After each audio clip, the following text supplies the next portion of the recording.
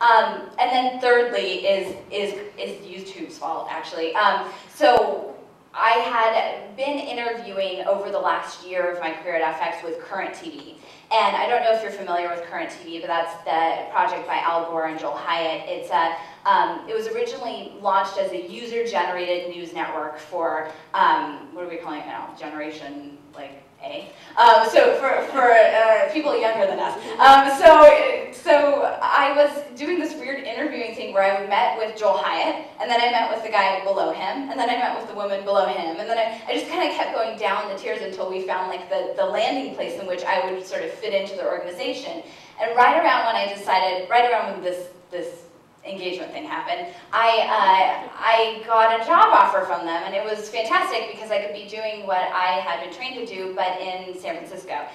However, something just didn't feel right, and I think it's because Kevin sent me, right around that time, a link to a site called YouTube, and he was like, check this out. It was sent to me, you know, I'm thinking about, you know, maybe getting involved, what do you think? And I realized in a heartbeat that YouTube had done in like literally 2 months what Current TV was trying to do. And I mean, hats off to them, they've done a great job, but they're still a work in progress, and I mean, YouTube is like the de facto place to go find, you know, current event news video. So that's really what led me to the ultimate decision to sort of take the plunge, go for, instead of a low salary, go for no salary. And you know, I'm a bit of a planner. I like to know what's in front of me, and I really took the plunge because that was completely out of my comfort zone to not know what was going to happen in the future. And so this is the inciting incident. So this is why we decided to found Eventbrite. So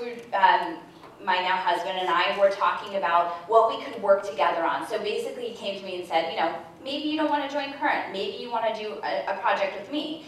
And we had been, I'd been getting to know San Francisco, so we went to like every coffee shop in the city, and there's always those postcards, you know, by the cash register, and they're really pretty, and it's great marketing for events. But you pick up the postcard and you hang on to it, maybe put it in your purse, but I would always throw them in my glove compartment box. And so I you know, collected a ton of these over the course of a couple months, and one day we were sort of bored, which is really funny to think of now as parents. We had nothing to do on the weekend, and we were like, what should we do? And I went to go reach for something, and out of my glove compartment box, all of these glossy cards fell, and we were like, oh my God, look at all these events that we missed, that we didn't go to, and look, oh, that one looks fun, that happened a month ago, oh, look at that one, that happened like last fall.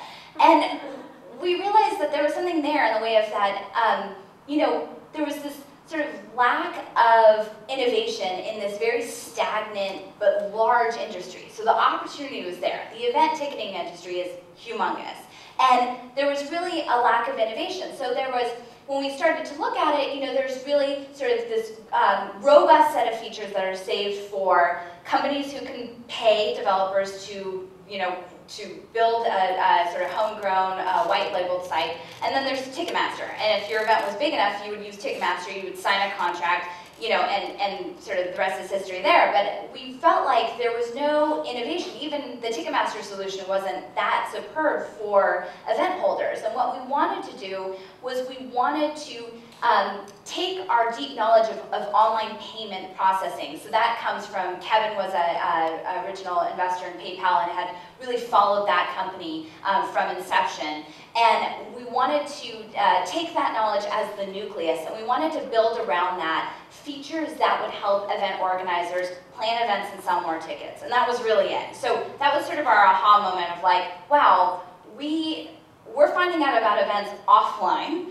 We are missing these events because we're not getting engaged. And event organizers have all these pain points that can be alleviated by technology. And so that's why we really thought, wow, this could be a big opportunity. Let's see what comes of it. So, you know, talked about the environmental, the offline event marketing, the fact that events are still to this day marketed on the side of a bus. And then, you know, that we were kind of missing events and we weren't hearing about them until after they happened. So I kind of want to give you background about Eventbrite and how we began. So, you know, in taking the plunge from getting, you know, the salary and having all the benefits and everything, there had to be like a really good reason why we would do this. And part of my decision, and why I'm not here to tell you what to do, because everybody's experience is different, but part of my decision had to lie in, Kevin's sort of past successes and his innate knowledge of startup building. And what we decided in doing this is that his previous company, Zoom, had raised a lot of money, and they had gone right out of the gates, funded by Sequoia, and really were a different kind of startup because it's a financial services startup. They needed a lot of money to even just have in the bank to get licensed to transfer money overseas. So what we wanted to do was take a different approach, and we decided to bootstrap the company. And so we started out in 2006 with, we hooked up with Renaud, who's our CTO. He's actually based in Paris, which we were like, not only are we working together for the first time and living together for the first time, but we're gonna grab a third co-founder who's gonna be in Paris. Like, why don't we just stack the deck against ourselves and go for it? So, but this actually really worked out for us. We met Renaud through a contact who said, I think that he's really smart, he's a great programmer, and could be a good architect. So we thought, let's give it a chance. And so we were heads down, totally focused on product for the first 2 years. Now, Eventbrite was live. It was a service. It was getting early adoption by the tech crowd. So a lot of tech events were happening on Eventbrite, and thankfully, because of Kevin's experience, we were friends with a lot of those people, so we could get a lot of great feedback. And so what we did was we divided the business into three. Renaud was the architect, Kevin was product and strategy, and I was customer support, finance, and marketing. So I spent 2 years speaking directly to our customers and understanding what their pain points were and how we could alleviate them. And again, it was that simple. I wish that it was like more brilliant than that, but it was that simple. And so what we did was around that nucleus of online payment processing, we built tools that would help, publish your event. So it was right around the time that like WordPress and blogging was becoming, really huge and really sort of mainstream. And you think about like, how can you make creating a destination event page as simple as writing a blog post or using Gmail, So we wanted to keep it really, really simple. And then we looked at, well, once you create your event page, you need to get people to that event page. So how can we better promote your event for you? And we built features around that. And then we thought, well, we need to be able to make the ticket sale, and hopefully, and I want to hear your feedback too after this, but your registration experience, we want it to be seamless, and attendee conversion is really important, so how do we tackle that? And that's just what we focused on for the first 2 years. We stayed 3 people. We didn't raise any money until 2008. When we were approached by a couple of investors who wanted to put in money, and we kind of took it opportunistically. So we knew at that point we had enough traction that we wanted to grow the team and expand beyond 3 people. So we did that in 2008, and in 2009 I sort of put up there this Obama effect. At the end of 2008, we were seeing great traction. We were about 15 people, and we buckled down and we were like, okay, everyone's saying the sky is falling in 2009. We feel really, really confident that we have a healthy business because we've been so capital efficient. We've grown at a metered pace. But what if people stop going to events? Like you always have to ask that what if, and what if just ticket sales take a total plummet?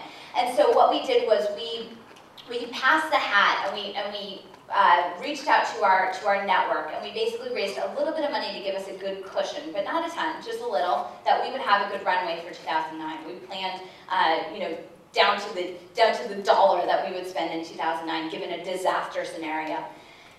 And January of 2009 came about, and something happened that will never happen again, but the inauguration happened, and we